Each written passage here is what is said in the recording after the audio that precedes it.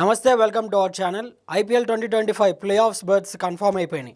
RCB versus PBKS and GT versus MI. ఈ టీమ్స్లో ఏవి ఎలాగా ప్లే ఆఫ్స్లో వెళ్ళబోతున్నాయి, ఏ టీం ఎలా ఆడబోతుంది, ఈ అంశాలపై మనతో మాట్లాడడానికి విష్ణు ఉన్నారు. మాట్లాడే ప్రయత్నం చేద్దాం. నమస్తే అండి. నమస్తే. సో చెప్పండి, ఆర్సీబీ వర్సెస్ పీబీకేఎస్ మ్యాచ్ ఎలా ఉండబోతుంది, ఏ టీం ఏ ప్లాన్ ఆఫ్ యాక్షన్స్తో రాబోతుంది, అలాగే టాస్ ఎవరు గెలిస్తే బాగుంటుందని మీరు భావిస్తున్నారు? మీరు అడిగినట్టు ఆర్సీబీ వర్సెస్ పీబీకేఎస్ వీళ్ళు క్వాలిఫైర్ ఆడబోతున్నారు. సో వీళ్ళిద్దరికీ ట్రోఫీ లేదు. సో వీళ్ళు గెలిచిన వాళ్ళు డైరెక్ట్గా ఫైనల్కి వెళ్ళిపోతారు. సో కాబట్టి ఖచ్చితంగా మీరు అన్నట్టు చాలా ఇంపార్టెంట్ మ్యాచ్. సో టాస్ గెలిచిన టీం అయితే ఖచ్చితంగా చేసింగ్ తీసుకుంటుంది. ఎందుకంటే ఐపీఎల్లో ఇప్పుడు అన్ని బ్యాటింగ్ పిచ్చెస్ ఉన్నాయి. సో కాబట్టి ఎంతైనా చేసే గల కెపాసిటీ ఉన్నాయి. అలాగే ఇప్పుడు ఈ మ్యాచ్ చూస్తే ఇది పంజాబ్ హోమ్ గ్రౌండ్లో జరుగుతుంది, చండీగఢ్లో. అంటే పంజాబ్కి ఫేవర్గా ఉండకపోవచ్చు, కానీ ఆ కండిషన్స్ వాళ్ళకి అలవాటు ఉంటాయి. యాక్చువల్గా ఇదే క్వాలిఫైర్ వన్ మన హైదరాబాద్లో జరగాలి. ఎప్పుడైతే యుద్ధం దృష్టి ఐపీఎల్ అయితే పోస్ట్పోన్ అయిందో తర్వాత దీన్ని పంజాబ్కి మార్చారు. ఇప్పుడు అదే అక్కడ పంజాబ్లో మ్యాచ్ జరుగుతుంది. సో ఆర్సీబీ వర్సెస్ పంజాబ్ ఇంతకు ముందు మ్యాచ్ కూడా అక్కడ జరిగినప్పుడు ఆర్సీబీ గెలిచింది. సో ఆర్సీబీ అవే మ్యాచెస్ బాగా గెలుస్తూ వచ్చింది కూడా వాళ్ళకి ప్లస్ అవుతుంది. ఎందుకంటే వాళ్ళు అవే కండిషన్స్లో కూడా బాగా గెలుస్తున్నారంటే వాళ్ళ టీం యూనిట్ బాగుంది, అలాగే వాళ్ళ బౌలింగ్ యూనిట్ బాగుంది, కాబట్టి మెయిన్ అవుతుంది. ఇక్కడ పంజాబ్ వర్సెస్ ఆర్సీబీ టీమ్స్ రెండు మనం గమనిస్తే బౌలింగ్ యూనిట్లు రెండు టీంలు బాగున్నాయి. కానీ ఇక్కడ చేహల్ అవైలబుల్ లేడు పంజాబ్కి, అలాగే మార్కో జాన్సన్ వెళ్ళిపోతున్నాడు. సో ఇద్దరు కీ బౌలర్స్ అయితే అవైలబుల్. చేహల్ అబ్వియస్గా ఇంతకు ముందు మ్యాచ్లో కూడా లేడు. మార్కో జాన్సన్ అయితే WTC ఫైనల్ దృష్టి వెళ్ళిపోతున్నాడు. సో అది వీళ్ళకి ఎఫెక్ట్ అవ్వచ్చు. ఇక్కడ ఆర్సీబీ విషయానికి వచ్చేస్తే హేజల్వుడ్ అవైలబుల్గా వస్తున్నాడు. సో అందులో తుషారా కూడా చాలా బాగా వేశాడు. సో వాళ్ళిద్దరు ఎవరు ఉంటారు అనేది కూడా క్వశ్చన్. సో ఆర్సీబీకే ఫేవర్ ఉంటుంది. ఖచ్చితంగా టాస్ గెలిచిన టీం అయితే ఫీల్డింగ్ తీసుకుంటుంది. కానీ ఎవరు గెలుస్తారనేది మనం కన్ఫర్మ్ చేయడం. కానీ డ్యూగాని వస్తే మటుకు చేసింగ్ చేసే టీంకి ఈజీ అయిపోతుంది. చేసింగ్ చేసే టీమే గెలుస్తుంది. మీరు ముంబై వర్సెస్ పంజాబ్ మ్యాచ్ కూడా చూస్తే ముంబై ఛాంపియన్ లాంటి టీంని కూడా పంజాబ్ గెలిచిందంటే అక్కడ డ్యూ వచ్చింది. సో ఆబ్వియస్గా పంజాబ్ బౌలర్స్ బాగా వేసినా కూడా సెకండ్ హాఫ్లో ముంబై బౌలర్స్కి డ్యూ రావడంతో వాళ్ళు బాగా వేయలేపారు. స్పిన్కి శాండర్కి అంత అనుకూలించలేదు. సో ఇక్కడ లక్ ఫ్యాక్టర్ అనేది కూడా మారిపోతుంది. ఆ టాస్ గెలవడం అన్నీ కూడా మారిపోతుంది. ఐ హోప్ సెకండ్ బ్యాటింగ్ చేసే టీమే క్వాలిఫైర్లో గెలుస్తుంది. కానీ వాళ్ళ ప్రెషర్ అయితే తక్కువ ఉంటుంది. ఎందుకంటే ఓడిపోయిన టీం కూడా ఇంకొక ఛాన్స్ ఉంది కాబట్టి ముంబై గుజరాత్లో. సో అది matter. So RCB versus PBKS match జరిగేదేమో చండీగఢ్లో అని చెప్తున్నారు. సో అది బ్యాటింగ్ పిచ్చా, బౌలింగ్ పిచ్చా, లేదంటే ఎట్లా ఉండబోతుంది? స్కోర్లు కూడా ఎలా వెళ్ళబోతున్నాయి? ఎంత దాకా వెళ్ళొచ్చు? 200 దాకా వెళ్ళొచ్చా? మన ఇండియన్ పిచ్చెస్ అన్ని ఆల్మోస్ట్ బ్యాటింగ్ పిచ్చెస్. కానీ చండీగఢ్ గ్రౌండ్ వచ్చేసి కొంచెం స్లో వికెట్. కానీ ఇప్పుడు ఈ ఐపీఎల్ ఏంటంటే ఎంటర్టైన్మెంట్. సో మన ఫ్యాన్స్ కానీ క్రికెట్ ఫ్యాన్స్ అభిమానులు కానీ మ్యాచెస్ చూడాలంటే ఏం చేస్తారు? బ్యాటింగ్ పిచ్చెస్ తయారు చేస్తారు. ఎందుకంటే కమర్షియల్ అది, యాక్ట్ అది. కానీ మామూలుగా అయితే ఆ గ్రౌండ్ అయితే స్లో వికెట్. కానీ అక్కడ red soil wicket, black soil wicket అని రెండు ఉంటాయి ప్రతి గ్రౌండ్లో కూడా. ఆ రెడ్ సాయిల్ వికెట్ ఇచ్చినప్పుడు ఖచ్చితంగా బౌన్స్ బాగుంటుంది. సో స్కోర్లు ఎక్కువ వస్తాయి. ఒకవేళ బ్లాక్ సాయిల్ వికెట్ ఇస్తే మటుకు బౌన్స్ తక్కువ ఉంటుంది, స్పిన్కి బాగా అనుకూలిస్తుంది, కాబట్టి తక్కువ స్కోర్లు వస్తాయి. ఇక్కడ ఖచ్చితంగా క్వాలిఫైర్లు కాబట్టి ఇంట్రెస్టింగ్ మ్యాచ్ జరగాలని క్యూరేటర్స్ కోరుకుంటారు, అందరూ కోరుకుంటారు. కాబట్టి రెడ్ సాయిల్ వికెట్ ఇస్తారు, ఖచ్చితంగా బ్యాటింగ్ ట్రాక్ వేస్తారు. సో దాంట్లో ఎటువంటి డౌట్ లేదు.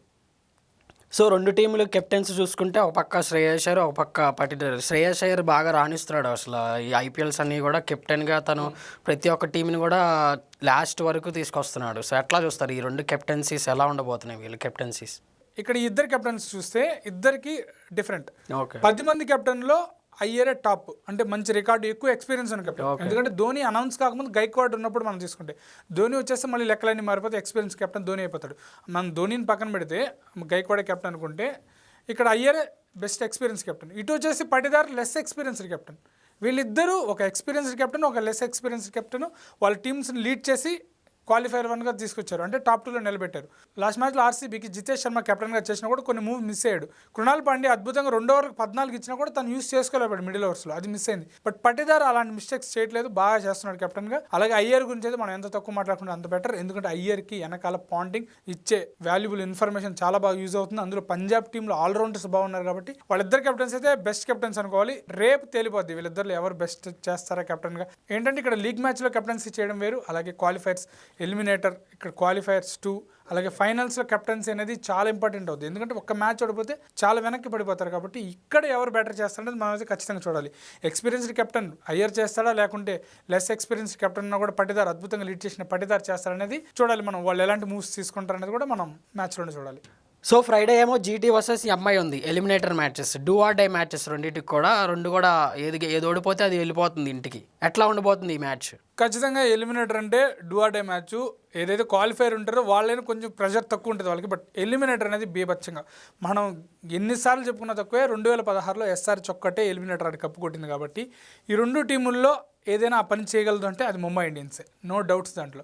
ఎందుకంటే గుజరాత్ కూడా క్యాపబిలిటీ ఉంది, కానీ బట్లర్ వెళ్ళిపోతున్నాడు, రబాడా వెళ్ళిపోతున్నాడు, వాళ్ళ కీ ప్లేయర్స్ మిస్ అవుతున్నారు. ఇప్పుడు ఆ స్లాట్స్లో వచ్చే ప్లేయర్స్ ఎలా కంబ్యాక్ చేస్తారనేది మనం చూడాలి. ఇటు వచ్చేసి మీరు మళ్ళీ అనొచ్చు ఇక్కడ ముంబైకి కూడా బెయిర్స్టో అలాగే అసలంక వస్తున్నారు. ఎవరి ప్లేస్లో? జాక్స్ ప్లేస్లో రికల్టన్ ప్లేస్లో. రికల్టన్ ప్లేస్ భర్తీ చేయడం నుంచి బెయిర్స్టోకి అయితే నాకు చాలా కష్టం అనిపిస్తుంది. ఎందుకంటే రోహిత్ శర్మ ఇంటెంట్తో మంచిగా ఫాస్ట్గా ఆడతాడు, కానీ రికల్టన్ త్రూ ద ఇన్నింగ్స్ 6 నుంచి 8 ఓవర్లు 10 ఓవర్ల వరకు కూడా స్టాండర్డ్గా ఆడేవాడు. బట్ బెయిర్స్టో విషయానికి వచ్చేసి తను కూడా రోహిత్ శర్మ లాంటి అగ్రెసివ్ ప్లేయరే, తనకి ఫామ్ కూడా లేదు బెయిర్స్టోకి, అది కీలకం. కానీ ఇక్కడ రీప్లేస్మెంట్స్ అయినా కూడా ముంబై ఇండియన్స్ తోప్ టీమే. ఎందుకంటే వాళ్ళకి బుమ్రా ఉన్నాడు, బుమ్రా ఏ టీంలో ఉన్నా కూడా అది తోప్ టీమే అవుతుంది. ఎందుకంటే ద బెస్ట్ బౌలర్, అలాగే Trent Boult, Deepak Chahar, sanders, so ఇవన్నీ ఉన్నాయి.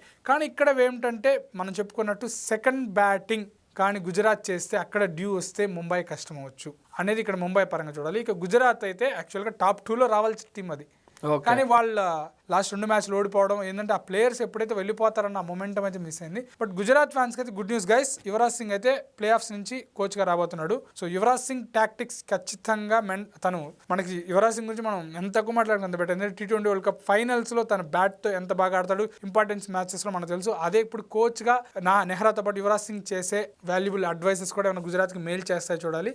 అలాగే ఇటుపక్క ముంబై ఇండియన్స్ కూడా తక్కువ టీం, కానీ గుజరాత్కి అయితే నాకు ఖచ్చితంగా ముంబై ఇండియన్స్ గెలిచి వెళ్ళిపోద్ది అనుకుంటున్నా. ఏదైనా లక్ ఫ్యాక్టర్ కానీ గుజరాత్ వైపు ఉంటేనే. అక్కడ బట్లర్ మిస్ అయిపోతున్నాడు, బట్లర్ చాలా కీ. మనం అనుకుంటున్నట్టు ఇంతకుముందు వీడియోస్లో కూడా మనం మాట్లాడుకున్నట్టు సుదర్శన్ గిల్ బాగా ఆడుతున్నారు వాళ్ళు, కానీ లాస్ట్ మ్యాచ్ చెన్నైతో వాళ్ళు హ్యాండ్ ఇచ్చారు. అంటే హ్యాండ్ ఇచ్చారు మీన్స్ త్వరగా అవుట్ అయిపోయారు. సో అక్కడ వాళ్ళు తేలిపోయారు. అలా జరిగితే వాళ్ళకి ప్రాబ్లం అవుతుంది. ఇక ముంబై ఇండియన్స్ కూడా వాళ్ళు లాస్ట్ మ్యాచ్ పంజాబ్తో గెలిచుంటే వాళ్ళు యాక్చువల్గా క్వాలిఫైర్ ఆడాల్సిన టీం, వీళ్ళు చెన్నైతో గెలిచిన 2 టీమ్స్ ఇప్పుడు ఎలిమినేటర్లు పట్టే వాళ్ళకి ఆ ప్రెషర్ కూడా ఉంటుంది. సో ముంబై లాంటి టీం ఓడిపోవడానికి కారణం డ్యూ, పంజాబ్ బాగా ఆడింతో పాటు డ్యూ. సో ఇక్కడ డ్యూ కూడా లక్ ఫ్యాక్టర్లో క్రికెట్ అన్నీ కలిసి వస్తాయి. సో ఆ టైంకి ఆ ప్లేయర్ ఫిట్నెస్ ఇవన్నీ కూడా టీంకి తగ్గట్టు మారిపోతుంది. సో అదనమాట, ఖచ్చితంగా ముంబై ఇండియన్సే నేను ఫేవర్ అనుకుంటున్నాను. సో టాస్ చూసుకుంటే ఎలిమినేటర్లో ఎవరికి ఫేవర్గా ఉంటుంది వెన్యూని బట్టి? టాస్ గెలిచిన టీం ఫీల్డింగ్ తీసుకుంటుంది. సో దాంట్లో ఇంకా ఫేవర్ ఏం లేదు. టాస్ గెలిచిన టీం ఇదే, ఎవరైతే పంజాబ్ వర్సెస్ ఆర్సీబీ మ్యాచ్ ఉందో క్వాలిఫైర్ 1 ఆడతారో అదే గ్రౌండ్లో ఆడతారు చండీగఢ్లో. సో క్వాలిఫైర్ 1 ఎలిమినేటర్ చండీగఢ్లో ఆడతారు, క్వాలిఫైర్ 2 ఫైనల్ వచ్చేసి అహ్మదాబాద్లో ఆడతారు. కాబట్టి క్వాలిఫైర్ 1 మ్యాచ్ చూసాక వీళ్ళకి అర్థమైపోతుంది ముంబై వర్సెస్ జీటీకి. సో దాన్ని బట్టి డెసిషన్ తీసేసుకుంటారు.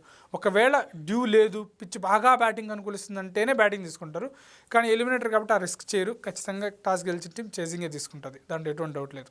సో సోషల్ మీడియాలో కూడా చూసుకుంటే ఎంఐకి బాగా ఎక్స్పెక్టేషన్, లైక్ మేము కప్పు కొట్టేస్తాం అన్నట్టుగా, అంటే ఎలిమినేటర్ విన్ అయ్యి ఫైనల్కి వెళ్ళిపోతే ఇంకా మాదే కప్ అన్నట్టుగా సోషల్ మీడియాలో రన్ అవుతుంది. ఎట్లా చూస్తారు దీన్ని? మీరు చెప్పిన దాంట్లో ఒక మిస్టేక్ ఉంది. ఎంఐకి క్వాలిఫైర్స్ అంటే క్వాలిఫై అయినాక ట్రోఫీలు చాలా ఉన్నాయి, కానీ వాళ్ళు ఎలిమినేటర్ ఆడినప్పుడు 3 సార్లు ఆడితే ప్రీవియస్గా 3 సార్లు వాళ్ళకు ఫైనల్ కూడా వెళ్ళలేదు. కానీ వాళ్ళు క్వాలిఫైర్స్ ఆడినప్పుడే వాళ్ళకి ట్రోఫీస్ ఉన్నాయి. కాబట్టి లాస్ట్ మ్యాచ్ వాళ్ళు పంజాబ్తో ఎప్పుడైతే ఓడిపోయారో అది కొంచెం వాళ్ళ ఫ్యాన్స్ని కలవర పెడుతుంది. కానీ ఆ క్యాపబిలిటీ టీం అయితే ముంబై, వాళ్ళు ఎలిమినేటర్ ఆడితే మటుకు వాళ్ళకి డేంజర్ జోన్. ఎందుకంటే 3 మ్యాచెస్ గెలవాలి కదా, 3 మ్యాచెస్ గెలిచే కెపబిలిటీ ఉంది గుజరాత్కి ఉంది, ముంబైకి ఉంది. కానీ గుజరాత్కి ఆ ప్లేయర్స్ వెళ్ళిపోయిన తర్వాత వాళ్ళ టీం ఎలా ఉందో మనం లాస్ట్ మ్యాచ్ చూసాం. అలాగే ముంబైతో వచ్చేసి 3 మ్యాచ్లు అంటే లక్ ఫ్యాక్టర్ గెలిచి రావాలి, టాస్ గెలిచి రావాలి. సో ఖచ్చితంగా 3 మ్యాచ్లు T20s, 3 వన్డేలు గెలవడం వేరు, 3 T20s గెలవడం అంటే 20 ఓవర్ల గేమ్లో ఒక 2 ఓవర్ల మ్యాచ్ మారిపోద్ది, అక్కడ మారిపోతుంది. సో అది కలిసి వస్తుందా లేదా అనేది మనం ముంబైకి చూడాలి, గుజరాత్కి చూడాలి. సో ఫైనల్గా క్వాలిఫైయర్స్ అండ్ ఎలిమినేటర్ ఎట్లా ఉండబోతున్నాయి, అండ్ గెలిచిన టీం ఏదైతే ఓడిపోతుంది, ఏదైనా ఓడిపోవాల్సిందే ఖచ్చితంగా. సో సోషల్ మీడియాలో ఏ టీంని బాగా ట్రోల్ చేస్తారనుకుంటున్నారు మీరు? ట్రోలింగ్ విషయానికి వచ్చేస్తే ఒకవేళ ఆర్సీబీ కానీ ఓడిపోతే ట్రోల్స్ అని వాళ్ళ మీద ఉంటాయి, ఒకవేళ గెలిచినా కూడా వాళ్ళ మీద ఉంటాయి. ఎందుకంటే ఆర్సీబీకి ఇన్స్టాగ్రామ్లో కూడా హైప్ టీం ఆర్సీబీ, ముంబై చెన్నైకి ఎక్కువ ట్రోఫీస్ ఉన్నా కూడా ఆర్సీబీ హైప్ టీం. ఒకవేళ వాళ్ళు కానీ ఓడిపోతే ట్రోల్స్ అని వాళ్ళ మీద ఉంటాయి, గెలిచినా కూడా వాళ్ళకి హైప్ ఉంటుంది. అందరు చూపు కూడా ఆర్సీబీ మీదే. ఎవరైతే ఎలిమినేషన్ అయిపోయిన టీంలు ఉన్నాయి కదా క్వాలిఫైర్స్ కాకుండా, ఆ టీమ్స్ ఫ్యాన్స్ కూడా ఆర్సీబీకి అగెనెస్ట్గా ఎక్కువ మంది సపోర్ట్ చేస్తున్నారు. ఎందుకంటే ఆర్సీబీకి ఆ డామినేషన్ ఉంది సోషల్ మీడియా పరంగా, అది ట్రోల్స్ పరంగా, పాజిటివ్స్ పరంగా అలా ఉంది. కాబట్టి ఆర్సీబీగా నడిపితే ట్రోల్స్ వాళ్ళ మీద ఎక్కువ ఉంటాయి. బట్ నేనేమంటానంటే ఒక టీం పరంగా, ఒక మ్యాచ్ పరంగా ట్రోల్ చేయాలి, కానీ players like Indian players like Virat Kohli, Rajat Patidar వీళ్ళని ట్రోల్ చేయడం కరెక్ట్ కాదు. అది మన దేశానికి, అలాగే మన ప్లేయర్స్ మనం తక్కువ చేసుకున్నట్టు అవుతాం. ఈవెన్ ముంబై ఓడిపోయినా ఆర్సీబీ ఫ్యాన్స్ కానీ మిగతా ఫ్యాన్స్ కూడా వాళ్ళని ట్రోల్ చేస్తారు, తక్కువ ఉండదు. కాబట్టి రోహిత్ శర్మని ట్రోల్ చేయడం, సో మన ప్లేయర్స్ని మనం తక్కువ చేసుకోవద్దు అనేది నేను చెప్తాను. ఇక క్వాలిఫైర్స్ ఎలిమినేటర్ అయితే బీభత్సంగా ఉండబోతున్నాయి. మనం లాస్ట్ మ్యాచ్ చూసాం కదా, ఆర్సీబీ వర్సెస్ లక్నో మ్యాచ్, ఎంత ఇంట్రెస్టింగ్ ఉండదు, వేరే లెవెల్ మ్యాచ్, అసలు బీభత్సమైన మ్యాచ్. సో ఇంకా క్వాలిఫైర్స్ ఎలిమినేటర్ ఇంతకు మించి ఉంటాయి. ఇక ఈ మ్యాచెస్ అయితే బీభత్సంగా ఉండబోతున్నాయి, ఇంట్రెస్టింగ్గా ఉండబోతాయి, ఖచ్చితంగా డూ ఆర్ డై మ్యాచెస్ కాబట్టి ప్లేయర్స్ అందరూ కూడా వాళ్ళు స్టెప్ అప్ అయ్యి మంచి ఇన్నింగ్స్ ఆడాలి. సో టాక్టిక్స్ మారిపోతుంటాయి. సో ప్రతి మినిట్ కూడా ఐపీఎల్ అయితే ఎంటర్టైన్మెంట్ అయితే షురు అని చెప్పుకోవాలి. సో ఇది నా ఒపీనియన్. ఓకే అండి, థ్యాంక్ యూ.